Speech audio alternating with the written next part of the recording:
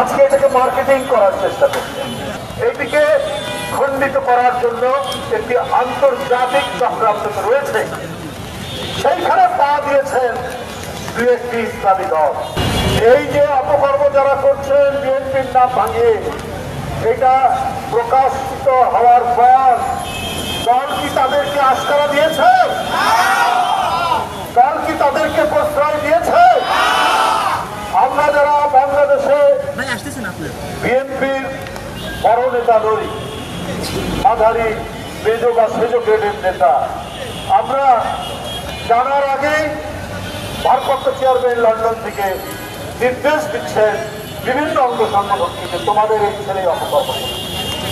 এই যে মিটফোর্ডের সামনে যে হৃদয় বিদারক দুঃখজনক ঘটনা আমরা দেখলাম, আমি ব্যক্তিগতভাবে দলের বিভিন্ন ডিসিপ্লিন পেপারে জানাই সংবাদ করছি, আমি জানার আগে যুবদল ছাত্রদেরকে বলেছেন যে আজীবন এমনি পরিষ্কার নয়, আজীবন পরিষ্কার করছে। তাহলে ভারপ্রাপ্ত চেয়ারম্যানের চিন্তা, তার মানসিকতা, তার হৃদয়ে গণতন্ত্রের যে চেতনা, কোন দুষ্কৃতিকারী এই দলে থাকবে না।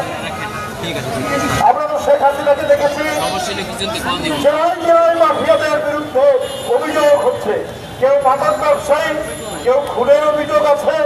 এই সমস্ত নাটক, যশোর, নারায়ণগঞ্জ, বক্সের বাজার, তাদের বিরুদ্ধে অভিযোগ হলে শেখ হাসিনা পার্লামেন্টের মধ্যে তাদেরকে আশকারা দিতে, তাদেরকে প্রোটেকশন দিতে।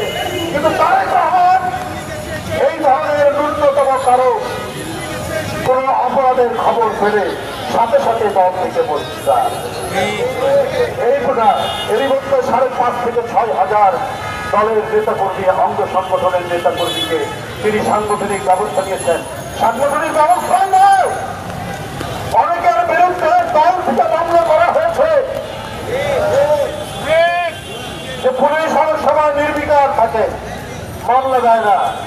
আমরা মামলা দিয়ে তাদেরকে ধরার চেষ্টা করেছি, কিন্তু আমরা জানি আজকে কারা দাবিদারি করছে। শেখ হাসিনা যাদের দাবিদারি করছে তাদের সাথে সক্ষতা কাঁধে দুই একটি ইসলামী দল আজকে এটাকে মার্কেটিং করার চেষ্টা করছে। কিন্তু তাদের বলে না থাকলে তো আপনারা রাজনীতি করতে পারতেন না। সংবিধানের মধ্যে আল্লাহর নাম বিসমিল্লাহির রহমানির রহিম সংযোজন করেছে। সংবিধানের মধ্যে আল্লাহর উপর আস্থা এবং বিশ্বাস তিনি সংবিধান সংযোজিত করেছেন। সেই ব্যক্তির দল বিএনপি, যার নেতৃত্ব দেশনেত্রী বেগম খালেদা জিয়া দিয়েছে, যার নেতা ভারপ্রাপ্ত চেয়ারম্যান তারেক রহমান। আপনারা নানা কায়দায় নানাভাবে অপপ্রচার দিয়ে আপনি সত্য লুকানোর চেষ্টা করবেন। আমরা বলতে চাই যে সত্য তথ্য উদ্ঘাটন, আমরা আইন শৃঙ্খলা বাহিনীকে, প্রশাসনকে বলেছি মিটফোর্ডের ঘটনায় সত্য তথ্য উদ্ঘাটন করে তাদেরকে ধরুন। বন্ধুরা,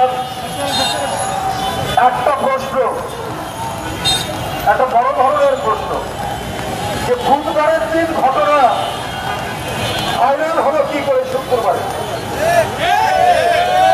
এটা কারা ধারণ করেছেন? এটা কারা এই কাজ করছেন?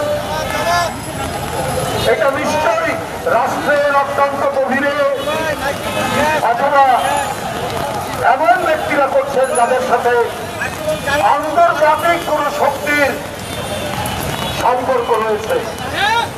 5ই আগস্টের পর একটি ইসলামী দলের নেতা বলেছেন আমরা আওয়ামী লীগকে ক্ষমা করে দিব, আমরা পার্শ্ববর্তী দেশ ভারতের সাথে সম্পর্ক উন্নয়ন করব। আমরা কি সেইটার কি আলামত দেখছি?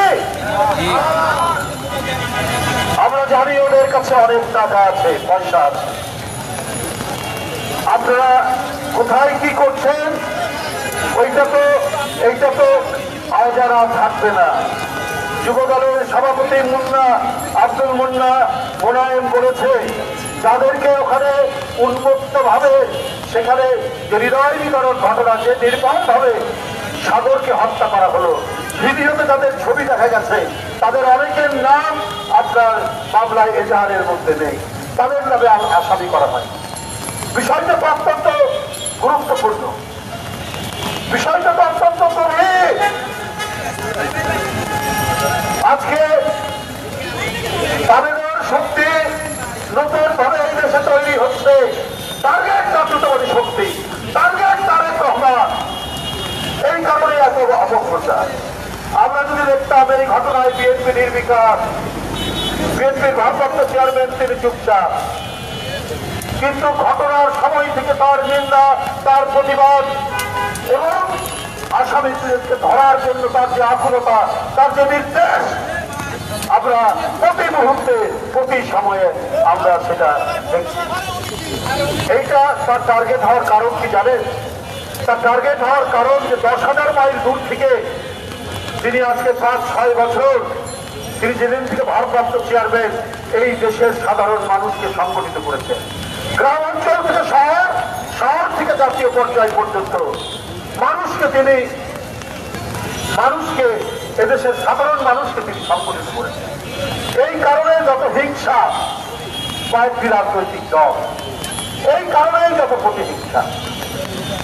বন্ধুরা আমার, এদেশের বিশাল ইসলামী জনগোষ্ঠী, মুসলিম জনগোষ্ঠী একটা বিরাট সমর্থন বিএনপির প্রতি, কারণ বিএনপির ওই যে আগেই বললাম তাদেরকে অবদান, এইটিকে খণ্ডিত করার জন্য একটি আন্তর্জাতিক চক্রান্ত রয়েছে। সেইখানে পা দিয়েছেন দু একটি ইসলামী দল। এর মধ্যে একটা ইসলামী দল আমরা জানি যে এরা যুগ যুগ ধরে এরা আওয়ামী লীগ পন্থী, এরা পার্শ্ববর্তী দেশের পন্থী, তারাই সবচেয়ে করতেছে। এরাই ইউটিউবে বিভিন্ন ঘটনা এবং প্রোপাগান্ডা চালাচ্ছে, এরা বিভিন্ন কন্টেন্ট ক্রিয়েট করছে এবং ক্রিয়েট করে তারা ছাড়াচ্ছে।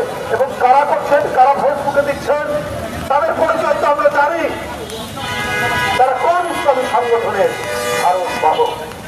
বন্ধুরা আমার, এই অপপ্রচার তো শুরু থেকেই, এই যে মুরাদনগর, এই মুরাদনগরে একজন হিন্দু মেয়ে ধর্ষিত হলেন, চাক করে চালিয়ে দেওয়া হলো তাদের পক্ষ থেকে যে এটা বিএনপির অঙ্গ সংগঠন যুবদল, এরা দায়ী।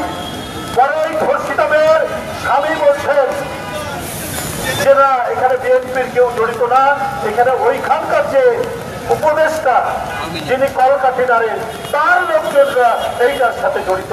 তিনি প্রকাশ্য বিবৃতি দিয়েছেন, এইবারই প্রমাণ। আমি সাংবাদিক ভাইরা দাঁড়িয়ে আছেন, এটা তো তার স্বামীর বিবৃতি যে এটা ওই মুরাদনগর থেকে উনি ওখানকার যে উপদেষ্টা যার বাড়ি মুরাদনগর তার লোকজন এই ঘটনার সাথে জড়িত।